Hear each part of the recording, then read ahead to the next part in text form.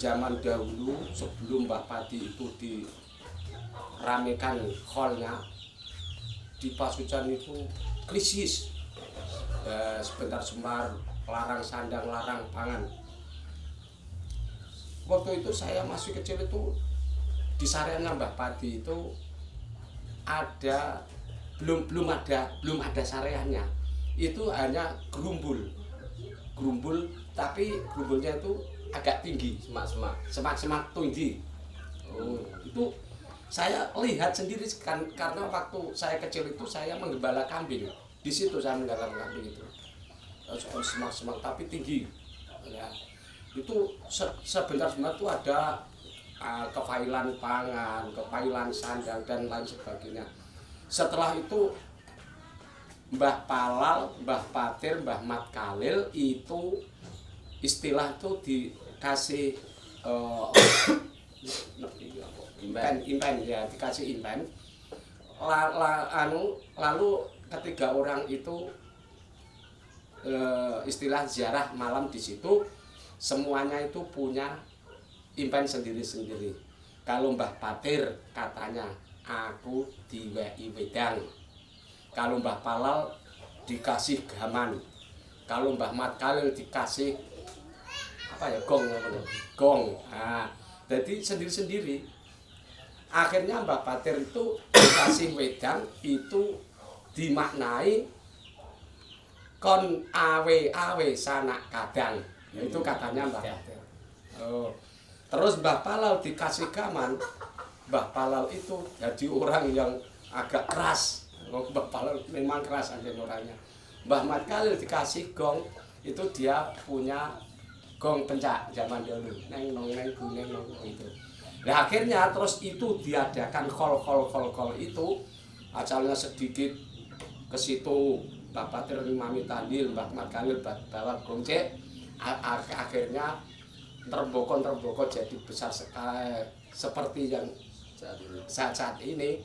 Jadi di situ rakyat Pasucan menjadi makmur.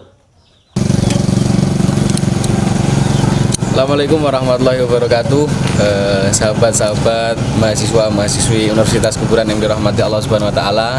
Sekarang kita sudah berada di Desa Pasucen, Kecamatan Tranggil, Kabupaten Pati, Jawa Tengah, Indonesia. Pagi hari ini, pagi yang cerah ini, kita akan berziarah di makam salah satu waliullah babat alas Desa Pasucen, yakni Mbah Wiropadi atau Syekh Wiropadi. Seperti apa perjalanan kita, perjalanan kuliah dan ziarah pada pagi hari ini? Ikuti perjalanan kita ziarah di makam Syekh Wiropadi, Pasucen, Pati, Jawa Tengah. Oke, ikuti perjalanan kita.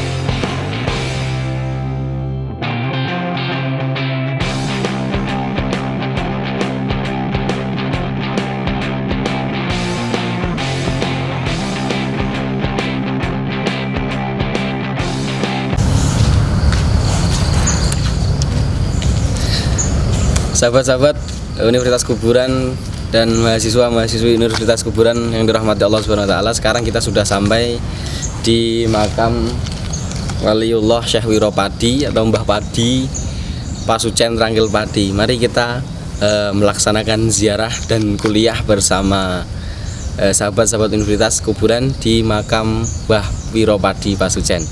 Mari ikuti perjalanan kami.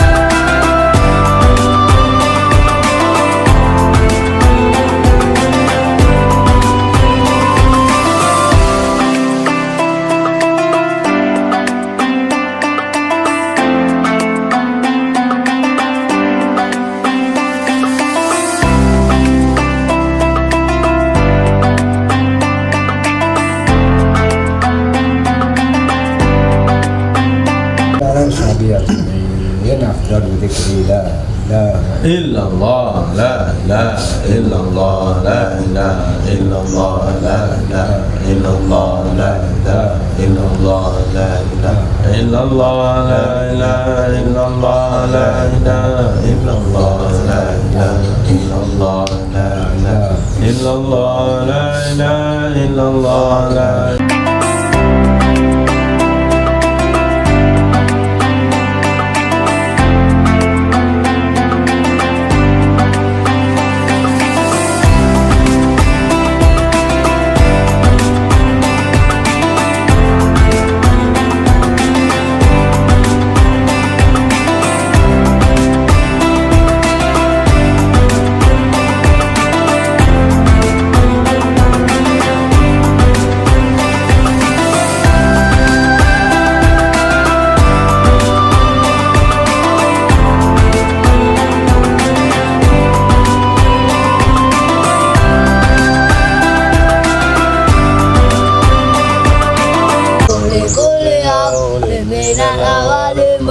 Aini ya Rabbi bil Mustafa baril maqam Sidana wa wirana Mamado ya wasi'al karami ya arhamar Rahimi ya arhamar Rahimi ya arhamar Rahimin farij alal muslimin Ya arhamar Rahimin ya arhamar Rahimin ya arhamar Rahimin farij alal muslimin. Sahabat-sahabat Universitas Kuburan dan mahasiswa-mahasiswi Universitas Kuburan yang dirahmati Allah Subhanahu wa taala, tadi kita sudah melaksanakan ziarah di makam Mbah atau Syekh Wiropadi. Kemudian kita juga berziarah di makam masyayikh penerus Mbah Wiropadi. Sekarang kita sudah bersama Mbah Kiai Asmani. Ngapunten Mbah Kiai Asmani, mungkin Mbah Kiai Asmani bisa memberikan mengenalkan siapa itu Mbah Padi kepada sahabat-sahabat Universitas Kuburan dimanapun berada ini, Mbah. Siapa itu Mbah Padi? Mbah Padi adalah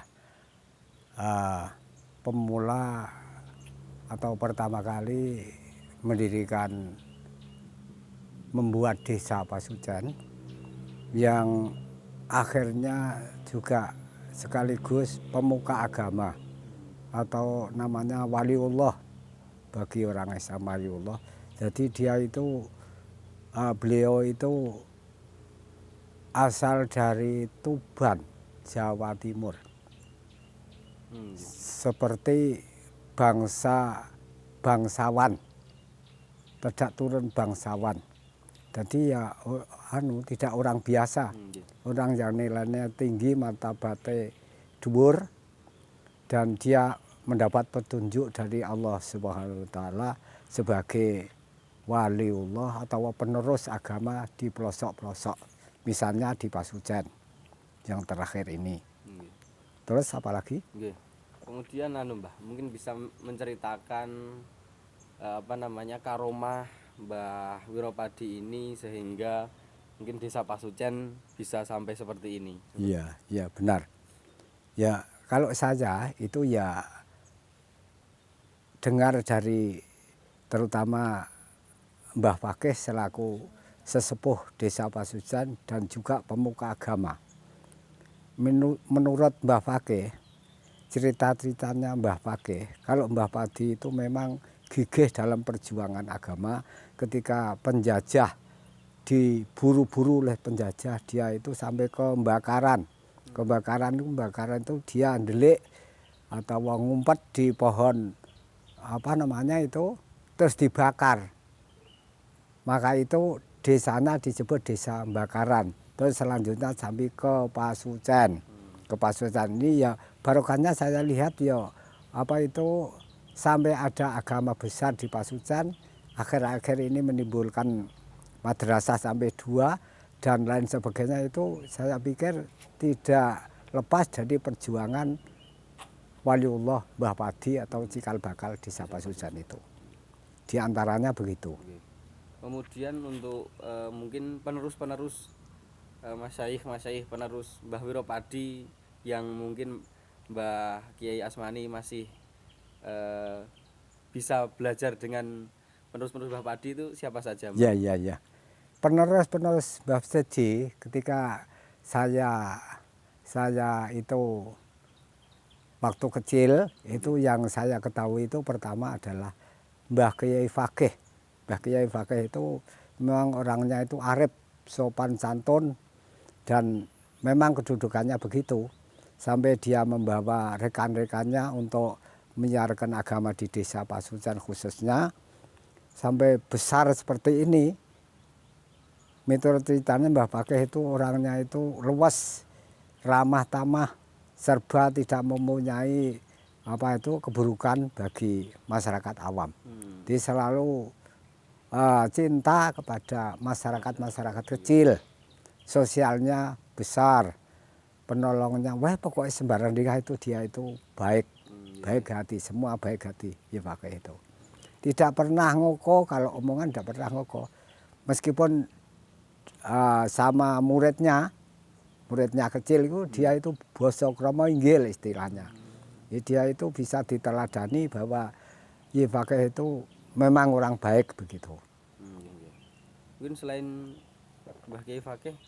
Selain Mbah Kiai Fakih, yang saya ketahui ya seperti bapak guru itu, pertama Bapak Supriyadi, terus Pak Solehan Adni, terus si Mutolib, lajeng Pak Kamal, semuanya itu di bawahnya beliau Mbah Fakih, dari rintisan Mbah Fakih. Semua pertama ya nusu dengan Mbah Fakih kaweruhnya, sampai menjadi kiai, sampai Mbah Fakih semua itu pertama kali. Di Mbah Fakih itu di Pasujen jasanya paling besar, sampai paribasan ditut tiang saujen. Ya, yang menemukan pertama Mbah Padi memang Mbah Fakih. Dengan ilmu halusnya, istilahnya sampai sekarang ilmu torekohnya. Dia itu orang sufi, orang ahli mendekatkan diri kepada Allah Subhanahu wa taala. Sampai bisa begitu itu. Terus kemudian maju, desa Pasujen bisa maju sampai sekarang, berkembang. Banyak sekolah di desa Pasujen itu ya, Mbah. Iya, benar. Kemudian Mbah, mungkin Mbah Kiai Asmani sebagai warga desa Pasujen, apa yang dirasakan selama sudah berapa tahun, Mbah? Usia Mbah Mani sekarang berapa tahun, Mbah? 75 tahun. 75 tahun. Sampai 75 tahun tinggal di desa Pasujen ini, apa yang dirasakan, mungkin keberkahan dari adanya salah satu waliullah yakni Mbah Wiropadi. Mbah Padi, ya benar. Nah, kalau saya pikir semua kan ada sumbernya. Nah, sumber pertama yang usaha itu memang Mbah Padi, dari ketakwaan Mbah Padi itu bisa menerobos kepada santri-santrinya, terutama yaitu Mbah Fakih, dan sampai anak-anak saya, sampai ke saya ini memang kerembesan istilahnya cara Jawa itu. Saya itu tidak begitu pandai, tapi ya anut sama orang-orang yang baik itu. Terang kalau saya tidak orang yang pandai, tapi saya itu selalu manut apa dawuhnya orang-orang yang dikatakan soleh itu. Ya jadi ya alhamdulillah saya bisa seperti itu memang dari barokahnya orang-orang dulu, terutama Mbah Fakih yang saya itu bisa adaptasi ketika itu. Saya masih bisa jagoan, masih bisa. Saya ketika menyekolahkan anak saya yang pertama, Amin Mustafa, itu disuruh saya duduk dulu. Pak Mani jangan sampai pergi, duduk dulu di sini. Itu tempatnya belajar baru di pawonnya. Samping sebelah timur nggih. Ngoten niku dereng belum punya sekolahan resmi. Ya seadanya, ya masih di rumah gitu. Amin Mustafa itu belajar nalika pertama kali itu saya disuruh duduk menemaninya supaya bocah ini kerasan gitu. Sampai selanjutnya ada sekolah 2 sampai itu mungkin dari pertama kali kalau sepaham saya ya yang lainnya Mbah Padi itu memang Mbah Fakih. Bisa nimbul santri-santri walaupun kidul kali tapi sumbernya dulu semua dari utara semua. Iya dari utara semua. Dari kesabaran Mbah Fakih dan tekunnya Mbah Fakih. Saya kira begitu. Ya, mungkin ini Mbah, pesan untuk generasi muda terutama di desa Pasucen ini, Iya. bagaimana supaya anak-anak muda, generasi-generasi muda ini bisa meneruskan perjuangan dari Simbah Wiropadi, kemudian perjuangan dari Mbah Kiai Haji Ahmad Fakih dan juga masyayikh-masyayikh yang lain. Pesan jenengan kepada generasi-generasi muda pripun, Mbah?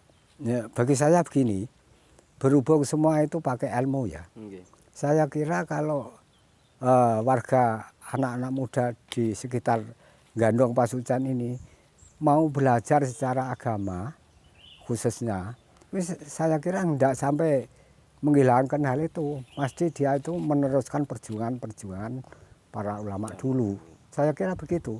Tidak akan agar orang itu mendalami agama, bahwa agama wajib diteruskan. Diteruskan itu ya bawahannya. Yang kalau saya mati, anak saya mati, putu saya, kan begitu seterusnya. Jangan sampai lalai menggali agama lah, khususnya menggali ilmu, mencari ilmu lah, itu sumber-sumber pertama itu. Walaupun sekarang ini pandai, tapi selanjutnya itu tidak belajar, di mana bisa mengembangkan agama. Tidak ada kemauan sama sekali, tidak ada rintisan, tidak ada didikan. Ya saya kira itu yang bisa melanjutkan agama itu. Ya, baik, terima kasih Mbah Mani. Mungkin yang harus ditangkap oleh generasi muda sekarang Sama-sama ya. Kita harus meneruskan perjuangan masyayikh-masyayikh kita terdahulu di desa Pasucen, seperti itu Mbah Mani. Baik, terima kasih sahabat kuburan, terima kasih Mbah Mani. Sama-sama. Sahabat-sahabat Universitas Kuburan yang dirahmati Allah Subhanahu wa taala dan mahasiswa-mahasiswi Universitas Kuburan yang dirahmati Allah Subhanahu wa taala. Demikian tadi ngobrol kita atau cerita kita bercerita bersama Mbah Kiai Asmani. Nanti kita akan melanjutkan kepada narasumber yang lain. Ikuti perjalanan kami ziarah atau kuliah di makam Syekh Wiropadi Pasucen Ranggil Pati. Demikian, terima kasih. Assalamualaikum warahmatullahi wabarakatuh. Sahabat-sahabat Universitas Kuburan yang dirahmati Allah dan mahasiswa-mahasiswi Universitas Kuburan yang dirahmati Allah Subhanahu wa taala dimanapun berada. Kita tadi setelah melaksanakan ziarah di makam Syekh Wiropadi, juga kita sedikit berbincang di sana, tapi sekarang kita akan melanjutkan berbincang dengan salah satu narasumber yang lain. Di sini kita sudah bersama Pak Kiai Purhadi dan juga Pak Kiai Abdul Rauf. Nah, nanti kita akan berbincang di sini bersama Pak Kiai Purhadi dan Pak Kiai Abdul Rauf tentang siapa itu Mbah Padi, kemudian apa hikmah dan karomah dari yang telah Mbah Padi ada di Desa Pasujan ini. Mungkin langsung saja ke Pak Purhedi. Pak Purhedi salah satu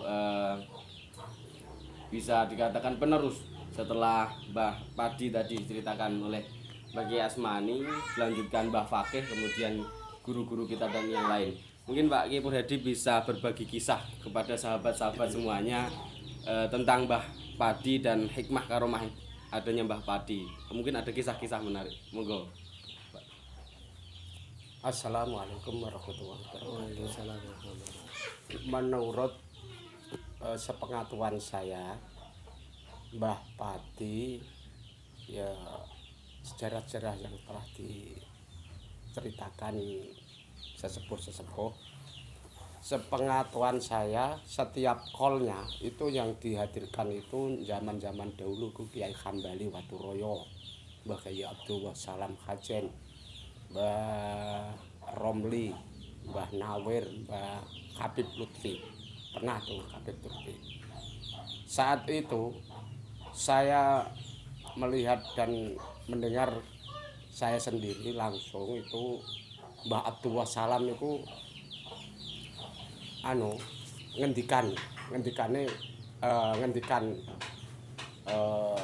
bahwa Mbah Padi itu adalah soleh-solehnya orang Pasujan. Soleh-solehnya orang Pasujan. Saya tidak berani mengatakan wali karena saya tidak wali gitu katanya, kata Mbah Manu Abdul Wassalam. Tapi kalau lain khol lagi mendatangkan Kiai Romli dari Kajar. Kiai Romli dari Kajar itu mengatakan bahwa hak Mbah Padi itu waliullah. Itu Kiai Romli Kajar. Hak Mbah Padi saya yakin waliullah. Kalau mendatangkan lagi Mbah Nawir bahwa Mbah Padi itu orang yang sudah karuan. Sudah karuan baik mestine kan begitu. Sudah pasti. Tapi katanya Mbah Nawir itu Mbah Padi itu orang yang sudah karuan. Tapi kalau saya dan kamu semua ini orang yang tidak karu-karuan. Itu kata Mbah Nawir. Kalau kata Habib Lutfi, ini saya mendengar sendiri tuh. Saya yang ikut berziarah atau khol itu saya ikut masuk ke makamnya waktu itu. Habib Lutfi itu mengatakan tidak usah dibanding-bandingkan. Ini kamakola Kiai Habib Lutfi. Tidak usah dibanding-bandingkan. Semua hanya Allah yang lebih tinggi. Itu kata Habib Lutfi. Selanjutnya, setelah Mbah Padi ini dikholi sampai besar, dibesar-besarkan maksudnya itu di mana ya? Diramaikan. Khataman Quran ditambah bahkan ada 100 khataman. Saat-saat itu Mbah Padi diramaikan seperti itu rakyat Pasujan lebih makmur lagi. Ini suatu karomah dari Mbah Padi. Saya amati loh itu ya, saya amatiku karomah dari Mbah Padi. Contohnya aja zaman dahulu sebelum Mbah Padi itu diramekan kholnya di Pasujan itu krisis, sebentar larang sandang larang pangan. Waktu itu saya masih kecil itu di sareannya Mbah Padi itu ada belum ada sareannya, itu hanya gerumbul tapi gerumbulnya itu agak tinggi, semak tinggi. Itu saya lihat sendiri kan, karena waktu saya kecil itu saya menggembala kambing. Di situ saya menggembala kambing itu. Semak tapi tinggi. Ya. Itu sebentar itu ada kefailan pangan, kefailan sandang dan lain sebagainya. Setelah itu Mbah Palal, Mbah Patir, Mbah Mat Khalil itu istilah itu dikasih nepi apa? Impen ya, dikasih impen. Lalu ketiga orang itu istilah ziarah malam di situ semuanya itu punya impen sendiri-sendiri. Kalau Mbah Patir katanya aku diweki wedang. Kalau Mbah Palal dikasih gaman. Kalau Mbah Mat Khalil dikasih apa ya gong apa gong. Nah, jadi sendiri-sendiri. Akhirnya Mbah Patir itu dikasih wedang itu dimaknai kon awe sanak kadang. Itu katanya Mbah Patir. Oh. Terus Mbah Palal dikasih gaman. Mbah Palal itu jadi orang yang agak keras. Mbah Palal memang keras aja orangnya. Mbah Mat Khalil dikasih gong, itu dia punya gong pencak zaman dulu. Neng nong neng bu neng nong gitu. Nah akhirnya terus itu diadakan kol itu asalnya sedikit ke situ Mbah Patir ngimami tahlil, Mbah Mat Khalil bawa gong cek. Akhirnya terboko jadi besar sekali seperti yang saat ini. Jadi di situ rakyat Pasucan menjadi makmur. Masalah apa? Sekolahan jadi besar dulu akan menjadikan sanawi itu aja atau apa? Sulit mentip. Ada sanawi kosong, ada sanawi kosong. Sekarang kalau istilah nek cara Pak Lirindra Trinwan niku 3 in 1. Nah, tiga saudara ini dikumpulkan itu kalau diakan ya member ya. Gandong, Sucan Kidul, Sucan Lor. 3 in 1 nek cara Lirindra. Dikumpulkan jadi besar itu jadi besar seperti itu. Gandong sekolahan jadi makmur, jadi besar. Matul Huda jadi besar. Misbahul Ulum juga jadi besar. Tapi semuanya itu anak-anakan dari Misbahul Ulum. Entah itu diakui kalau tidak, pasti semuanya dari MU. Soalnya yang dulu mengadakan madrasah itu dari MU. Pasti masjid dari MU. Belum ada masjid dari Wonokerto ke sini Jumatan, dari Tengahan Matolil Huda ke sini Jemuan sini dulunya. Tapi perpecahan itu hebat.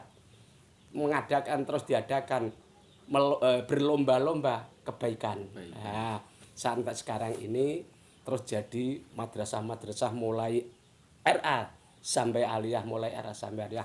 Alhamdulillah cara pengamatan saya itulah berkah dari karomahipun Mbah Padi. Okay. Berarti 3 orang itu, jadi 3 orang tadi yang memulai adanya babat alas penemu makamnya Iki Mbah Padi nggih. Kemudian Pak Purhadi lagi, Pak Kiai Purhadi, Pak Purhadi ini salah satu orang yang tiap tahun itu ikut membuka Mori Kelambu. Jadi setiap tahun atau setiap satu suro itu haulnya Mbah Wiropadi, Pak Purhadi ini salah satu yang mendapatkan amanah tugas untuk bersih-bersih menggantikan kain mori di makamnya Mbah Padi. Mungkin bisa berbagi kisah kepada sahabat-sahabat semua, Pak. Mungkin kok sudah berapa tahun ikut mengganti mori kelambu itu dan apa yang dirasakan selama beberapa tahun itu? Iya. Masalah asal usul pengganti selambu itu kira-kira itu tahun 1985 kalau tidak 86. Saya di situ waktu siang-siang dengan anak saya yang pertama ke situ. Ayo bareng-bareng lihat Kak Kelambule. Masih kecil anak saya, Adip Ulinwan itu. Saya di situ, saya di luar tidak berani masuk di luar. Lah di situ ku ada Mbah Kiai Fatir, Mbah Kiai Mbah Kiai Dayat, Mbah Kiai Fatir itu Mbah Fakih. Mbah Fakih, Mbah Dayat, Mbah Akas, Mbah Murjito, Mbah Mur. Nah, itu diantaranya itu yang sepuh-sepuh. Terus ada orang yang istri itu Mbah Sunar, Mbah Niti. Mbah Sunar itu anu garwa Mbah Karsan, Mbah Niti garwa Mbah Dayat itu dulunya gitu. Tapi tidak seperti ini. Kayaknya itu hanya sekilas saja, kecil itu cungkupnya. Di situ saya di luar, Mbah Dayat saya di masuk mlebu nih, mlebu. Nggih Mbah nopo. Ini kain. Dikasihkan. Kain itu istilahiku iki kain bungkus kapathoke Mbah Putri. Semen wis simpen. Saya rene. Terus di situ saya ya ikut iwang-iwang, rewang-rewang itu.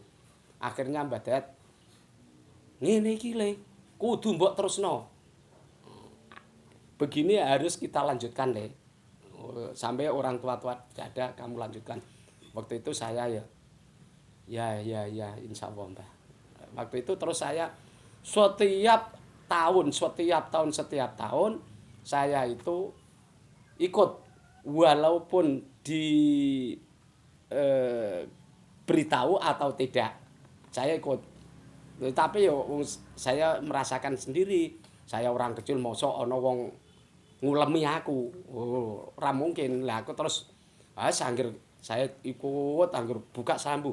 Walaupun ada 1 juta pekerjaan saya tinggalkan, saya ikut buka selambu. Saya ingat mulai semenjak didhawuhi Dayat seperti itu, saya 1 kali tidak ikut karena saya sakit waktu itu. Ikut terus. Walaupun diundang tidak diundang saya ikut. Pernah saya itu di situ dibentuk kepanitiaan, saya akan diberi amplop. Pak Pur, ini kamu saya kasih amplop. Enggak Mas, enggak, saya enggak usah. Pak, enggak apa-apa, ini kepanitiaan. Saya kasih, enggak mau saya. Mohon Pak, ambil, tapi masukkan dalam kas. Enggak Mas, saya nanti kan mau dikasih amplop. Ini kalau saya akan cari uang, saya itu tidak ikut ke sini kerja saya. Soalnya kerjaan saya itu kan tukang kayu. Jadi masing walaupun ada kerjaan 1000 kerjaan saya tidak akan kerja mengikuti buka kelambu di makam Mbah Pati. Ya saya rasakan walaupun keluarga kecil, keluarga miskin lah, ning saya rasakan kok ayem, tentrem, ya enggak ada apa-apalah bagi hati saya. Ya merasa cukup lah. Apa ya kalau saya angen-angen ya apa iki aku ikut-ikut itu ya. Ya semoga aja betul dari keangen-angen saya. Tapi saya yo antem ayem, tentrem enggak pernah saya merasa gelisah atau merungsung-merungsung itu diantaranya. Baik sahabat, sekarang kita berpindah ke Pak Kiai Abdul Rauf, mungkin bisa berbagi kisah sejarah Mbah Padi. Siapa itu Mbah Padi? Sebagai Pak Kiai Abdul Rauf, sebagai salah satu generasi muda penerus di Desa Pasucan ini, bagaimana yang bisa dibagikan kepada para sahabat semua? Iya, terima kasih Mas Sibian. Langsung saja ini saya menyambung dari Pak Kiai Purhedi tentang sejarah di Desa Pasucan. Saya mulai dari orang tua dari Mbah Padi. Mbah Padi itu merupakan putra dari Mbah Wirokusumo. Mbah Wirokusumo itu adalah salah satu murid istimewa dari Pangeran Diponegoro, ada 9 yang pada saat itu disebut Dipo Songo. Ada 9 tim, 9 murid yang berbaiat kepada Pangeran Diponegoro untuk mewakafkan dirinya mengusir penjajah di Nusantara ini. Nah, tetapi singkat cerita, karena Pangeran Diponegoro dan salah satu sahabatnya juga tertangkap, kemudian diasingkan, kemudian 9 Dipo tadi melarikan diri semua, termasuk bapaknya Mbah Pati, yaitu Mbah Wirokusumo, Dipo Wirokusumo. Nah, singkat cerita, Mbah Wirokusumo kemudian lari dari Tuban, Bupati Tuban kan beliau, kemudian sampai di Langgen Harjo Juwana. Nah, langsung setelah sampai Langgen Harjo Juwana, ternyata keberadaan Mbah Wirokusumo itu diketahui oleh Belanda. Karena apa? Dengan bantuan saudaranya sendiri yang ikut bergabung dengan Belanda, Bupati Lamongan waktu itu. Kemudian Mbah Wirokusumo dikejar sampai cerita ini saya bisa cerita karena kemarin itu Pak Abdul Mujib mengadakan ngaji sejarah itu. Ngaji sejarah sehingga saya mendapatkan tambahan dari cerita-cerita leluhur yang mungkin dulu belum sempat saya dengar. Sampai Mbah Wirokusumo itu lari dan bersembunyi di pohon aren. Nah, oleh orang-orang yang mengejarnya melihat bahwa Mbah Wirokusumo di situ. Akhirnya apa? Diputuskan untuk membakar pohon tersebut sehingga sampai sekarang Karan itu, daerah di Juwana itu ada namanya Bakaran itu. Karena sejarahnya ada pohon aren yang dibakar, diduga di situ adalah persembunyian Mbah Wirokusumo. Tapi dalam sejarahnya orang-orang dulu itu kan orang yang suka tirakat, sehingga mempunyai bahasanya kita itu ya haji-haji gitu ya, punya ilmu panglimun yang bisa mengecoh musuh sehingga beliau selamat langsung kemudian melarikan diri sehingga ceritanya sampai ke Bandengan, ke Karanglegi kemudian Bandengan. Sampai di situ beliau ingin menetap atau masuk ke hutan Pasucen yang terkenal dengan kewingitannya, hutan yang sangat angker dengan slogan atau ada sebutan itu Jalmo Moro Jalmo Mati. Siapa yang masuk ke hutan tersebut kira-kira seperti itu nanti pasti tidak akan kembali alias hilang. Tapi berkat kesolehan dan kegigihan Mbah Wirokusumo akhirnya bisa masuk ke hutan Pasucen. Pada saat yang sama ternyata setelah sekian waktu ada sayembara dari Bupati Pati untuk siapa saja yang bisa membabat hutan Pasucen nanti bisa memilikinya. Akhirnya Mbah Dipo Leksono atau Mbah Panggeng itu salah satu sahabat Mbah Wirokusumo dari Sepapan, pelariannya di Sepapan, kemudian ikut sayembara. Dalam proses masuknya ke dalam hutan, akhirnya bertemu dengan Mbah Wirokusumo yang setelah pertama kali sudah masuk lebih dulu. Akhirnya bertemu dua sahabat tersebut, kemudian bersama-sama saling sepakat untuk membabat bareng-bareng membabat hutan desa Pasucen, hutan Pasucen yang terkenal bingit tadi. Setelah itu selesai, kemudian dua sahabat tadi, Mbah Wirokusumo mempunyai putra namanya Mbah Pati, Mbah Dipo Leksono, Mbah Panggeng punya putri namanya Royhana. Akhirnya setelah babat desa Pasucen selesai, kemudian membangun rumahnya dulu sebelah kanan, sebelah barat, ya. Sehingga terkenal di sana ada Telaga Panggeng, itu dibuat oleh Mbah Panggeng. Kalau Mbah Wirokusumo membuat Andong, Telaga Andong itu. Akhirnya dua sahabat tadi menjodohkan Mbah Pati dengan Mbah Royhana. Nah, singkat cerita Mbah Dipo Leksono, Mbah Panggeng dan Mbah Wirokusumo berhasil membuat desa Pasucen ini makmur. Kemudian masuknya agama Islam, berdakwah pada masyarakat, dan masyarakat yang dulunya tidak berani ke Sucen sudah berani menggabung ikut ke desa Pasucen. Akhirnya mulai rame gemah ripah Rojinawe sampai terdengar oleh seorang begal gitu ya, perampok namanya Kek Noyo Ireng. Kek Noyo Ireng ini sempat berseteru tapi akhirnya kalah oleh Mbah Pati dengan jurus kun fayakun. Kalau saya nggak salah dengar itu waktu itu jurus kun fayakun, Kek Noyo Ireng yang sekiranya mau merampok di rumahnya Mbah Panggeng dan Mbah Wirokusumo tidak bisa apa-apa. Seketika mau masuk belum sampai pagar langsung tergeletak semua sampai pagi. Nah, seperti itu. Tapi kemudian Kek Noyo Ireng tidak mau bertobat dan 41 muridnya tobat ikut Mbah Pati. Kek Noyo Ireng bertapa lagi di daerah lereng Muria, mendapatkan 2 senjata itu, udet sama kentes itu ceritanya gitu. Sehingga cerita Mbah Wirokusumo dan Mbah Panggeng itu mampu memakmurkan desa Pasucan itu tidak hanya segi perekonomian, tapi keagamaan, sosial, kemasyarakatan semuanya bisa maju. Nah, berbarengan dengan putra beliau Mbah Padi. Nah, Mbah Padi putra Mbah Wirakusumo, menantu dari Mbah Panggeng Mbah Dipoleksono. Nah, terus ceritanya lagi, kayak Noyo Ireng kemudian kesini lagi, ingin balas dendam lah seperti itu ya. Tetapi oleh Mbah Panggeng sudah mulai tua, kemudian Mbah Panggeng bercerita atau berwasiat pada Mbah Padi, besok kalau saya wafat makamkanlah di Asempapan. Nah, sekarang di Sepapan itu ada makamnya Mbah Panggeng, Mbah Dipoleksono tadi.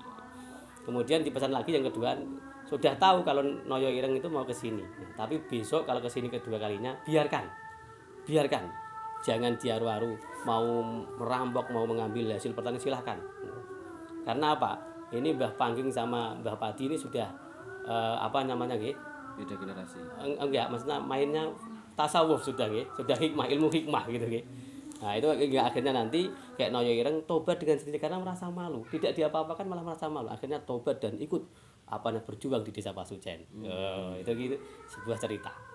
Nah, ini sambungan lagi bahwa setelah Mbah Panggeng wafat di makaman desa Papan, Mbah Padi menjadi tokoh sentral di Pasucen untuk menyebarkan agama Islam.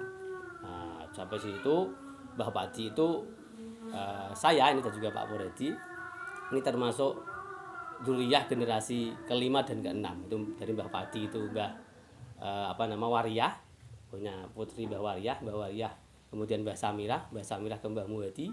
Mbah Muhadi itu punya 3 putra, Mbah Falal, kemudian Mbah Fakih, kemudian Mbah Munaisah. Lah kami ini dari Mbah Munaisah. Nah, itu kalau ditelisik silsilahnya seperti itu. Kemudian keberhasilan Mbah Padi ini ternyata menjadi cikal bakal desa Pasucen yang Islami. Islami yang merupakan keistimewaan karena sebelumnya adalah hutan belantara yang satu pun orang tidak berani memasukinya, kan seperti itu. Angker sekali. Nah, sampai akhirnya keberhasilan itu mewujud pada generasi saat ini. Kita lihat Pasucen itu kalau boleh disebut adalah salah satu kota santri meskipun sekian persennya itu kota santri. Di sini itu termasuk dari jasa Mbah Padi adalah perkembangan agama Islam, di mana Pasucen itu ada 4 masjid. Nah, yang pertama berdiri pertama adalah Masjid Al Istiqomah. Itu kurang lebih berdiri tahun 1945. Setelah itu Masjid Al Huda itu tahun 1950. Kemudian baru Masjid Sirajul Anam Gandong itu tahun 1977. Nah, 1977. Kemudian terakhir Masjid Al Fitrah Sucan Wetan itu pada tahun 1985. Nah, itu baru itu berarti ya. Nah, itu salah satu bukti bahwa Mbah Padi ini mempunyai keramat, bisa ibaratnya bukan menyulap tapi membuat desa yang dulunya bukan desa alas belantara yang dulunya wingit tapi menjadi pusat peradaban Islam, pusat peradaban manusia yang bisa mempotensikan lokal wisdomnya. Keramahan lokal dan potensi lokalnya, pertanian waktu itu sudah luar biasa itu mempotensikan. Ini generasi muda harus tahu seperti itu. Jangan karena keluar daerah kemudian ada pengaruh yang lain kita nggak tahu potensi desa kita. Mbah Padi dari dulu sudah seperti itu. Ya. Setelah masjid ada tadi sebutan Pak Purhedi ada madrasah. Madrasah itu luar biasa dari Masjid Misbahul Ulum, kemudian Mathalul Huda dan Madrasah Lutful Ulum. Itu tiga-tiganya mulai tingkat RA sampai aliyah semuanya ada. Itu dibayangkan kalau misalnya jadi satu lembaga itu besarnya kayak apa itu Sucan itu. Luar biasa itu. Itu belum lagi majelis taklim. Belum pondok pesantren yang jumlahnya puluhan di Pasucen. Musola, semuanya majelis taklim, semuanya jalan semua. Semua menyebarkan agama Islam dengan cara sendiri-sendiri. Ada yang selapanan, ada yang ngaji kitab, ada yang diskusi dan sebagainya. Generasi muda semua itu bersatu di Pasucen itu. Oke, terkait dengan hal Mbah Padi tadi, nah itu saya pernah diceritakan, ini juga Pak Pur jadi cerita pada saya, salah satu tandanya meskipun kita tidak wali, tapi bahwa itu adalah seorang wali atau yang dikasih oleh Allah adalah ketika diramaikan hallnya itu semakin lama semakin ramai. itu adalah ciri bahwa itu memang benar-benar orang solih dan mungkin bahkan itu mencapai derajat waliullah. Karena apa? Setiap di kholi semakin tahun semakin lama semakin ramai. Lah kita buktikan bahwa Mbah Padi itu semakin lama jumlah yang zairin ziarah semakin banyak, apalagi tahtimul Qur'an bil ghaib dan binatul semakin banyak. Ini yang luar biasa dari Mbah Padi. Nah, kemudian termasuk karomahnya Mbah Padi yaitu ketika tadi dari awal saya ceritakan ketika berhadapan dengan Kyai Noyo Ireng itu, beliaunya tidak dengan senjata atau apapun, cukup doa mengitari pekarangan yang akan diserang oleh Kyai Noyo Ireng. Meskipun ini catatan ya, Kyai Noyo Ireng akhirnya tobat dan menjadi orang baik gitu ya. Tapi Mbah Padi bisa membuktikan itu dengan tanpa melakukan kekerasan, tapi bisa menaklukkan kezaliman dan mungkin jalan yang tidak benar menjadi bisa mengarahkan Kyai Noyo Ireng menjadi pribadi yang baik gitu. Ya, sebentar saya menambah sebentar sedikit aja. Kalau di mana-mana ya, walaupun di mana-mana kalau juga di sini jangan sampai menyebut-nyebut saya kiai ya. Nanti bisa menjadikan turunnya martabat saya tidak payu mocok. Saya minta itu ya. Jangan sebut kiai ya, sebut biasalah Pak Pur atau Mbah Pur itu biasa. Terima kasih.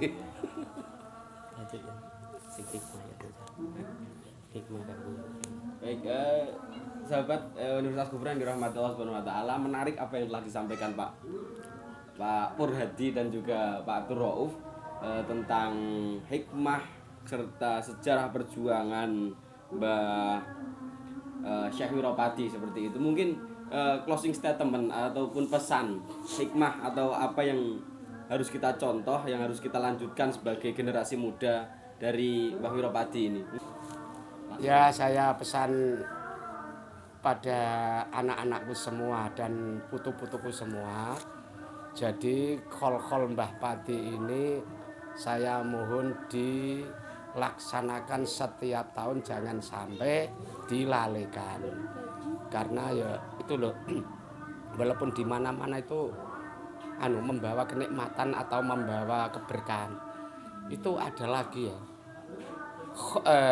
Kelambu dari Mbah Padi itu bahkan kalau Yinawer di makamnya Mbah Mutamagen itu kalau akan lelang begini, ini kelambu mori Mbah Mutamagen la yadurru wa la yanfa'uhu, kata Mbah Nawir.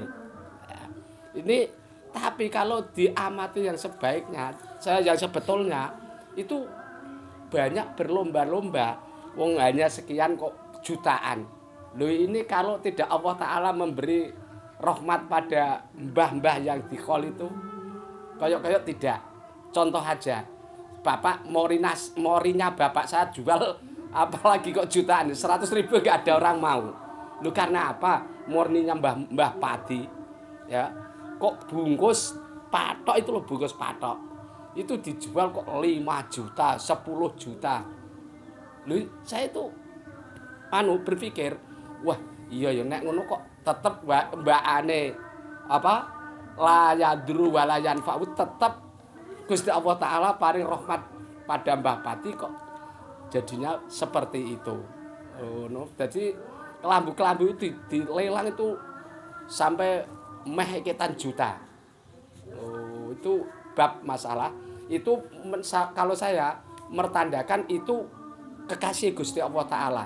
Coba kalau tidak, bapak-bapak kita semua coba dicungkup mori, dibuatkan cungkup yang baik, nanti kalau setiap tahun lelangkan yang nggak ada orang yang mau.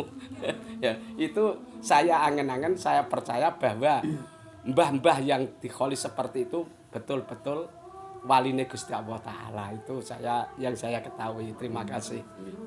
Baik, selanjutnya kita ke Pak Abdul Rauf. Ya, terima kasih. Jadi ini saya mau melanjutkan tadi bahwa sebagai generasi muda ini bagaimana atau apa yang harus kita teladani dari Mbah Supadi. Saya mulai dari cerita awal tadi. Mbah Supadi itu ceritanya Pak Mujib selaku kemarin pembuat ngaji sejarah itu adalah sosok yang dekat dengan ilmu tasawuf. Tasawufnya lebih dominan, sehingga beliau selalu menjaga akhlak dan kesantunan meskipun mempunyai ilmu yang luar biasa. Kemudian tirakatnya juga luar biasa. Ini yang tidak dimiliki oleh generasi saat ini.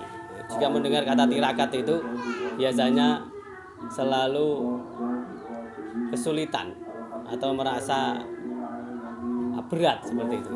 Nah, Mbah Pati ini adalah satu sosok yang zahir dan batinnya adalah bersih dan mempunyai semangat dan tekad yang kuat. Satu contoh, Mbah Pati itu mampu menaklukkan orang yang tidak suka padanya dengan jalan dengan jalan kesantunan, bukan dengan kekerasan. Nah, ini namanya juga ilmu hikmah ini, ilmu hikmah. Kita harus bisa menguasai seperti itu. Caranya apa? Ya ibadahnya kuat, kemudian tirakatnya juga kuat. Paling tidak itu sebagai generasi muda itu harus mempunyai semangat dan tekad yang selalu membara di dalam dada. Mbah Pati itu mampu merubah keadaan alas Pasuruan yang dulunya wingit seperti ini, wingit dan tidak bisa dijamah oleh orang, menjadi satu desa yang luar biasa dengan kekayaan alam dan juga potensi alam, dan juga bisa memajukan keagamaan di satu desa, di desa Pasuruan. Desa yang dulunya belum apa-apa menjadi desa yang luar biasa. Ini hikmah penting bagi kita. Jadi orang itu jangan merasa enak di zona nyaman, tapi punya tantangan. Bahkan Mbah Padi, Mbah Wirokusumo, Mbah Panggeng dengan keadaan alas yang tidak mampu dijangkau oleh orang, tidak berani. Beliau berani membuka lahan di sini. Ini pendidikan yang luar biasa loh. Kita jangan sampai suka di daerah atau di tempat-tempat yang nyaman, di zona nyaman. Kita harus punya dedikasi dan punya visi, bisa merubah satu keadaan di suatu tempat yang dulunya belum apa-apa menjadi apa-apa.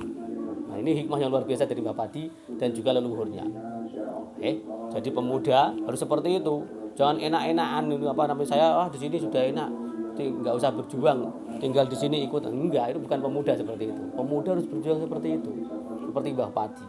Yang kedua, Mbah Pati dalam menyikapi hal itu santai, selalu berserah diri pada Allah, bukan mengandalkan logika, kekuatan dan sebagainya, boten. Tapi nomor satu adalah Allah. Itu pengejawatan tasawuf yang luar biasa. Era modern bisa di tengah kita itu sibuk yang serba instan. Jangankan yang kita inginkan instan, makanan pun banyak yang instan sekarang ini. Lah itu ternyata mempengaruhi pola pikir kita. Siti itu kepengen yang cepat, pengen pinter langsung cepat, pengen sugih langsung cepat. Akhirnya apa? Jalannya salah. Ini tidak betul. Mbah Padi, Mbah Wirokusumo, Mbah Panggeng membangun Pasuruan itu tidak sebentar. Mulai babat alasnya dulu, kemudian membuat seperti Mbah Pati, seperti Mbah Wirokusumo dan Mbah Panggeng. Nah, itu ya.